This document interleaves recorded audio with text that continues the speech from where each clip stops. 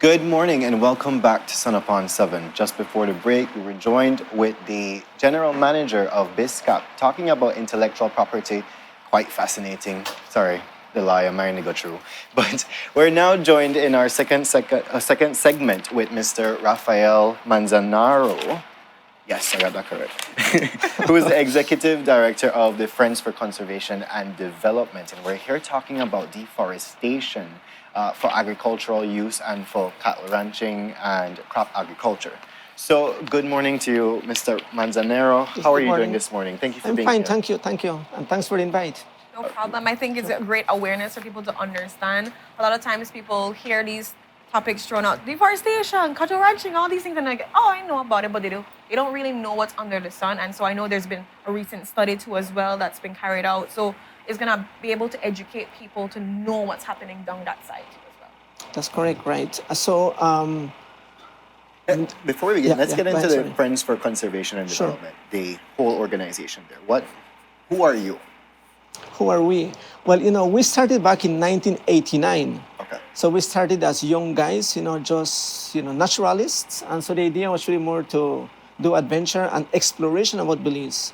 And I think from 1989, if there's one main thing that we were trying to learn more, was really to fall more in love of the land. And you can only love your country if you know it. Yes. So practically, I remember in 1989, it was only 8 years after independence. So as young boys, we wanted to learn more about Belize, what exactly it was. And the best way to do it was really to be out there on the outdoors to explore Belize. And so we started back in 1989.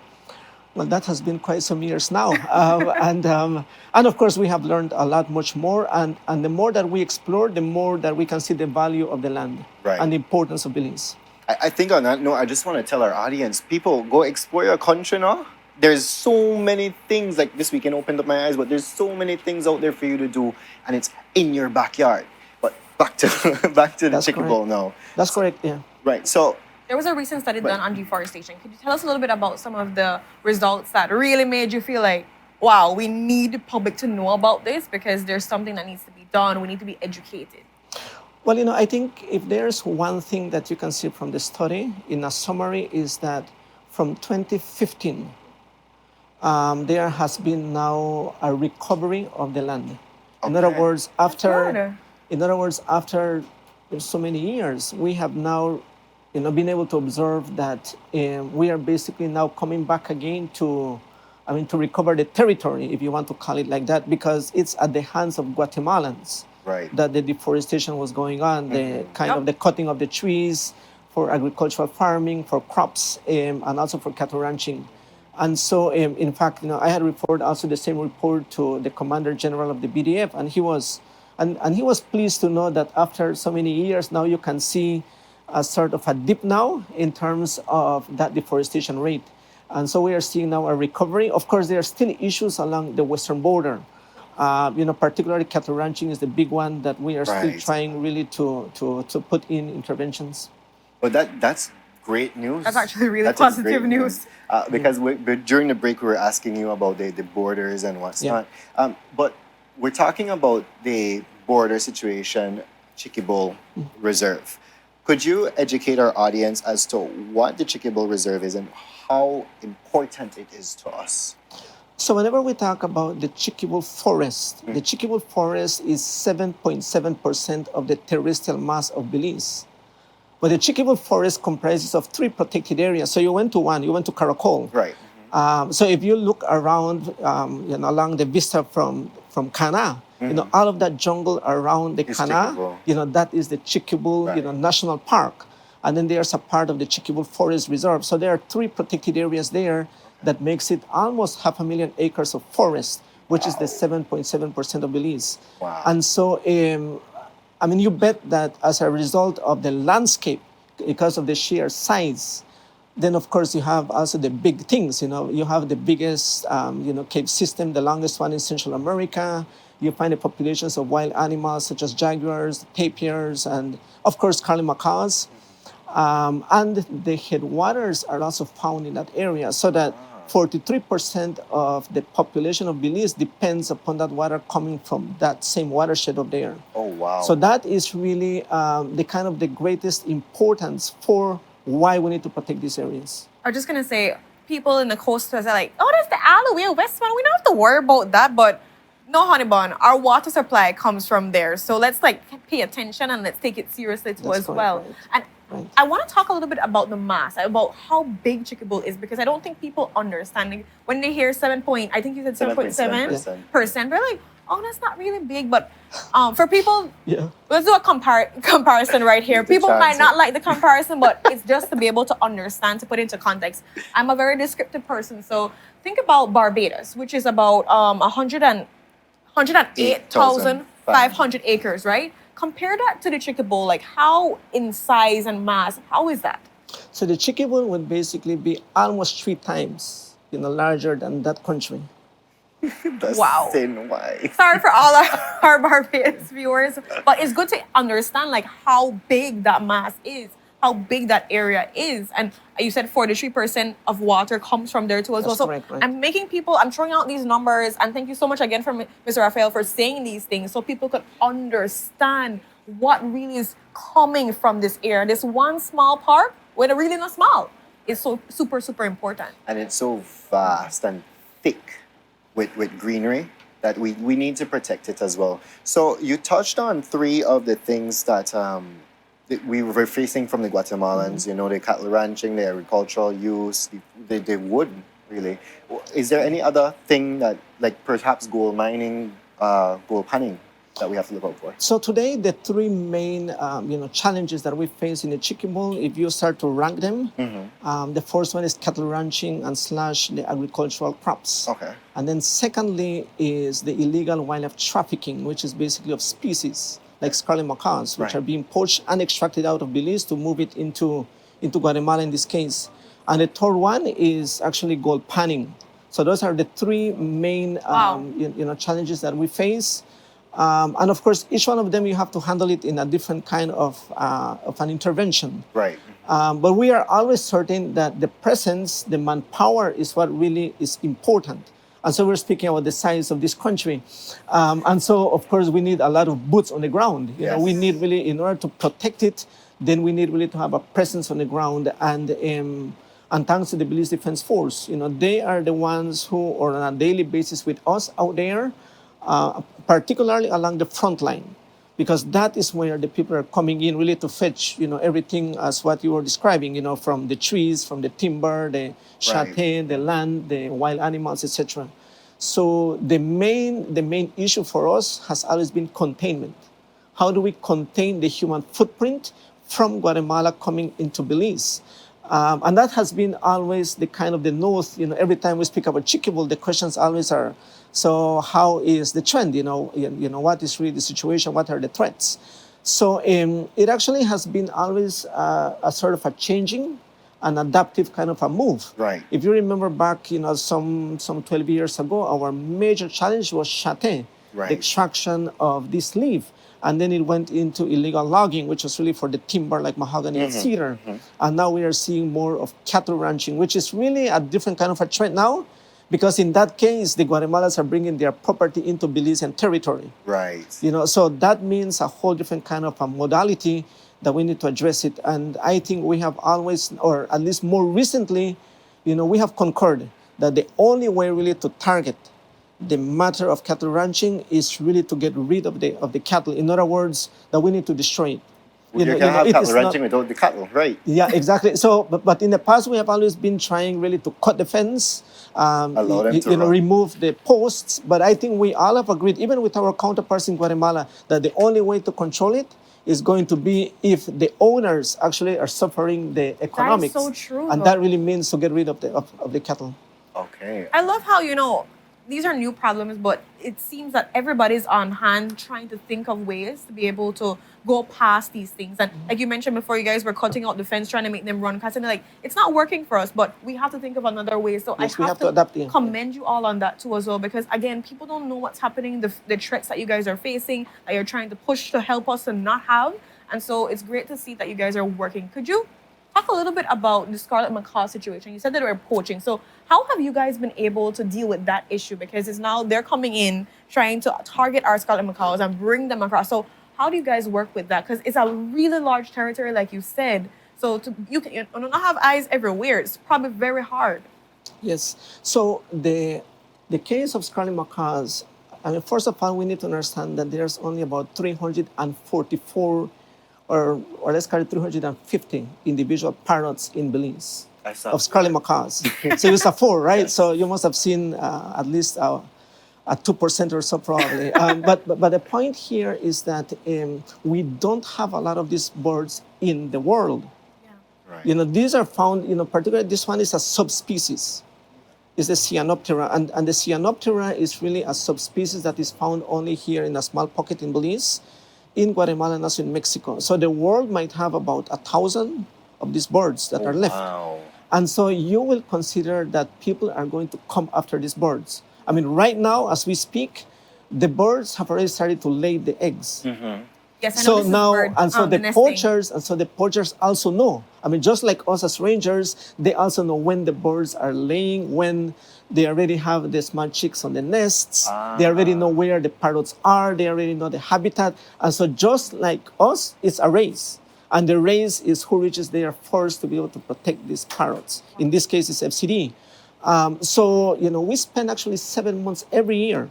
And we also get volunteers. So if you want to go and spend a week only to basically protect the parrots, we welcome actually people from across Belize.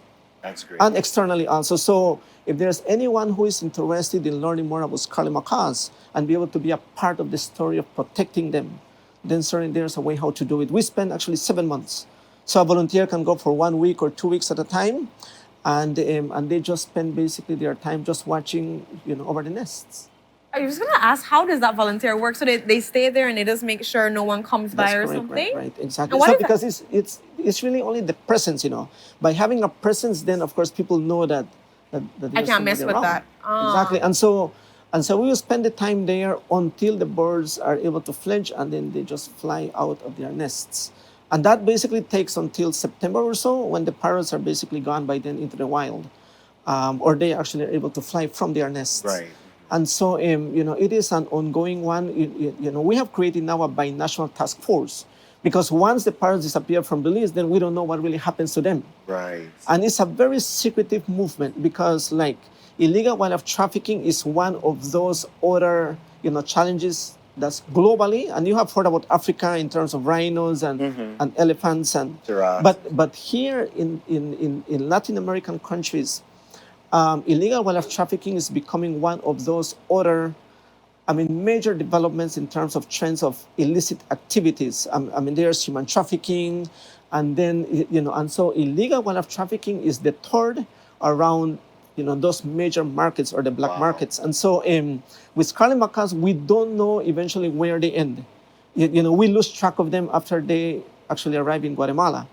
It's a very secretive movement. You know, we have tried now really to do a combined, you know, effort with Guatemalans, you know, so that, you know, once the guy escapes from here, from Belize, they probably can be nabbed across in Guatemala. Right. But after they get to a certain point, then you just lose them after that. Yes, you know, it is very secretive, yeah.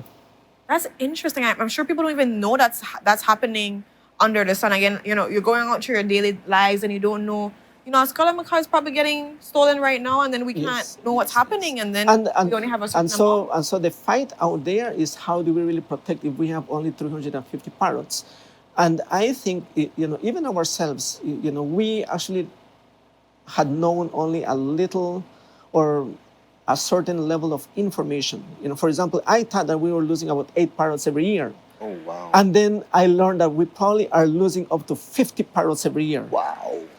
And, wow. So we learned that there were other nesting areas away from the main, you know, central head where we had been. And so there's other remote areas where parrots are also breeding. And that's where the poachers actually arrive, and they target those parrots. Now, these areas are highly inaccessible. If you have seen the Chiquibul from, I mean, you can't sit through it. Yeah, exactly. And it looks so nice, you know. It really looks really nice from a temple, right? Like from Cana. But if you go there, that's a whole different world. And you can get lost extremely easily there. Yes. I could tell. Like I'm getting lost looking at it at the top there, and it's just the top part. Yes. Apart from that, because of inaccessibility, and you spoke about, you need the manpower to actually go and prevent these things from happening. Let's talk about the difficulty one of trekking through the jungle, as well as in terms of gold mining and gold panning. Let's talk about that. Yeah, so the rugged terrain is what really has made the kind of the work extremely difficult for us, and it's very expensive. Even to extract a person from some of these areas there, it's if you have to drag a person out, let's say hiking, or if we detain a Guatemalan, for example, in one of those remote areas like Rio Blanco, Rio Blanco is the extreme one. Right. Rio Blanco, if you're a good hiker, it will take about 3 days to reach there. You're a good hiker. If you're a good hiker, I'm if a you're bad not, hiker, if you're not a so- good hiker, you will collapse, right? That's as simple as that. That's where I And so the point of extracting a person, and because of human rights, elements, you have to ensure that the person is being taken out safely, Right. sound, and so it brings a lot of other things into place. And so it's extremely rugged. And other protected areas. You might hear about Blue Hole or the program for Belize or other areas. You can reach in your car, right? But not this one. This one is, you need really leg to hike. power. It's really outdoors. It's really rugged terrain. It's jungles. If you want really to see the Chiquibul, I think it's going to be the area, particularly for wilderness and adventure. That is the area that you want if you want to do that kind of hobby, or if you want to do that kind of stuff. I'm there. The highest point in the country, it is not Victoria Peak. You know that. Right. Yeah. So the highest point is right in the Chiquibul and along the ridge line. So these are areas that I don't think people have not been able really to get a feeling how these things are. I agree. So it's really rugged. Now, in the case and the second part to your question, in terms of the gold mining and gold panning, it's kind of ironic that Belizeans learned that Belize has gold only because then we started to talk about Guatemalans actually taking away the gold. Right. That's how we learn, no? And so, but this has been, for whatever reason, but Mother Nature, made gold way up there. This thing this is really the remotest areas and the highest of the elevated zones that you will find in Chiquibul, where you find the gold. And that is where the water also starts. We spoke about the headwaters. Right. Yes. And so the Chiquibul River starts up there. And in fact, all of that area there, Caracol, the Chiquibul Forest Reserve, the Chiquibul National Park, everything was one only single category. It was called the Chiquibul Forest Reserve in the past until 1995. So that area was entirely a forest reserve, which basically meant that you could extract resources. In a forest reserve, it is not as strict like a national park. Yeah. Right. So in a forest reserve, you actually can do hunting if you have a license.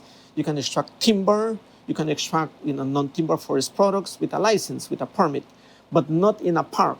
In the national park, it's completely different. And the reason why it was changed, the category, was because really to protect the headwaters. Right. Because that's where it starts. And so, and that's where the gold is. And so I know that the public was a little bit, or they were highly concerned when they learned that there is extraction of gold inside of the national park. Now that is, for management purposes, it becomes very difficult for us because, mindful, we are an NGO. We are not the government.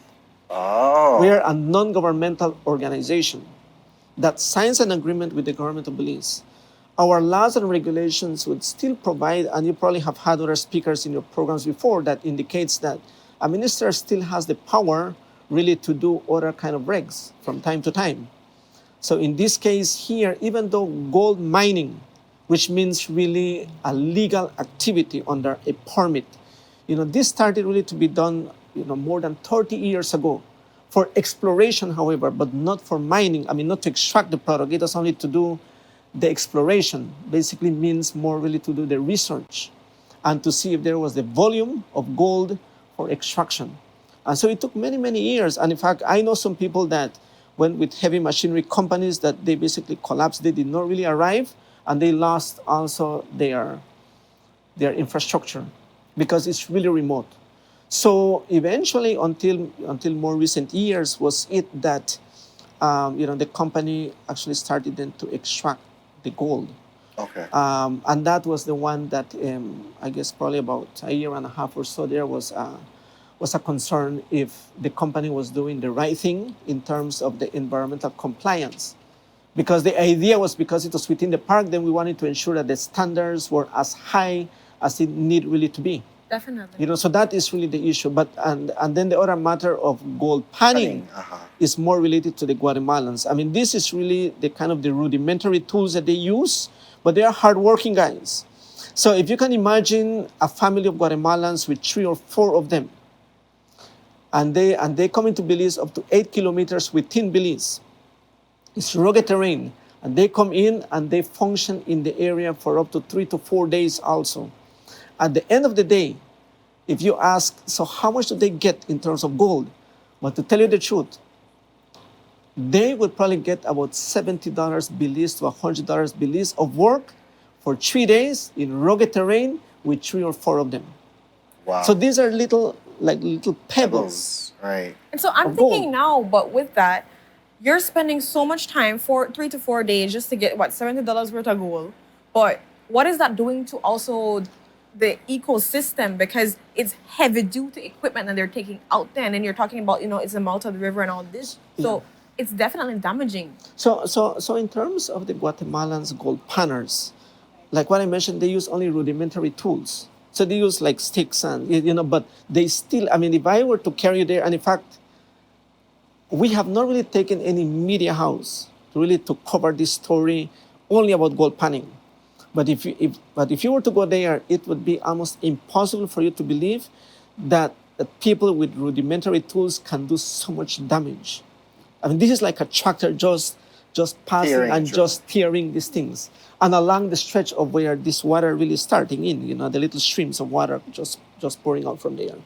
So, but it's really more the phenomenon of the ant activity. In other words, it's consistent, it's persistent, even though it's small that they are extracting, but it's only the sheer, kind of the frequency and their activity being maintained over years. Right. That they would do the havoc in that jungle out there. Okay.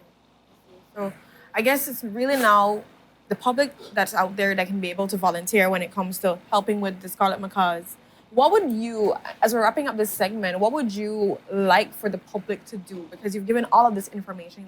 Talked about the report that just recently came out. Talked about the years of how much great work that you're doing. But what can the public do as well? But besides from volunteering, what else do you think that their role can be? I think, the only way that Chiquibul is going to be saved is really going to be not because of FCD and not only because of the BDF. It's going to be because of the number of people, the population of Belize. But first, they will really need to recognize the importance of the area. If they can see their connectivity. Yes.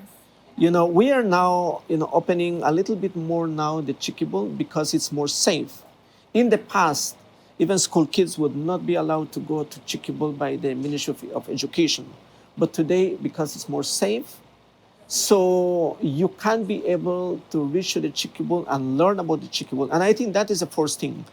If you can visit the area and learn a little bit more about it, then I think that's the first stage. Because people will only be able to appreciate and protect it unless they know it. You have to see it for themselves. But, yes, you need to see it. An interesting context to put it, our headwaters begin from there. There's gold there. People were out there drinking gold water. This is why we're so rich. This is why we're so rich to Belize. So we must protect this thing. We have to protect Gold this thing. standard water, darling. We drink gold flakes. We good, we That's rich. Right. That's right, yes. And so I think that is really the main thing. I would hope that it's the water. I mean, if we look at scarlet macaws and jaguars, of course we love those kind of animals, but I tend to think that something tangible, like the residents in Belize City, yes, right around the city, they might say, but what's the connectivity, right? Yeah. And you have asked that question before, because we also have done surveys here in the city, and we asked, so from where do you get your water? Say, well, we get the water from the tap, we open and the water is coming out there. But yes, but the source, from where is that source? The source is far away. You know, I said BWS. No, it's far away, it's right? far away. And interestingly enough, and you might not really understand this also, that the water coming from the Chiquibul, first it goes into Guatemala, then it comes back again into Belize, and then it ends up in the Caribbean Sea right here by the mouth here, right?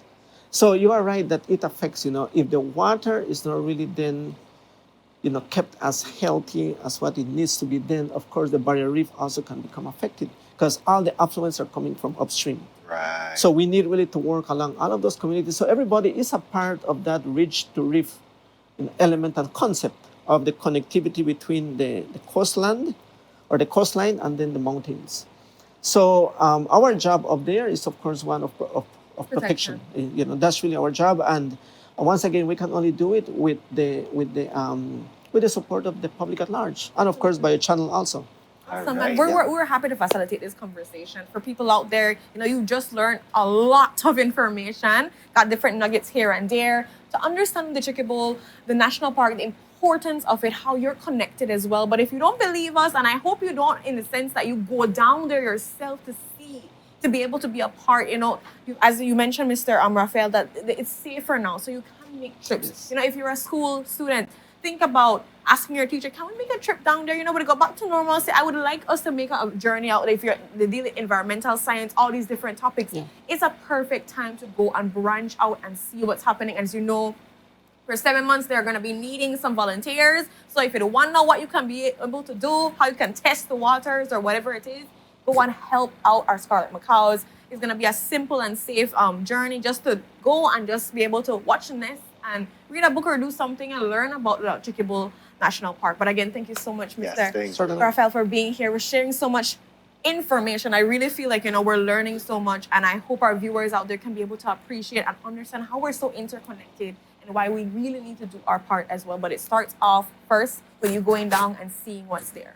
And so with that, we go to our next commercial break. But when we're back, we're going to be talking to some high school students about what's been happening with the new school year that's upcoming. So we'll talk to Canaan High School, so stay tuned for that exciting conversation. We'll be right back.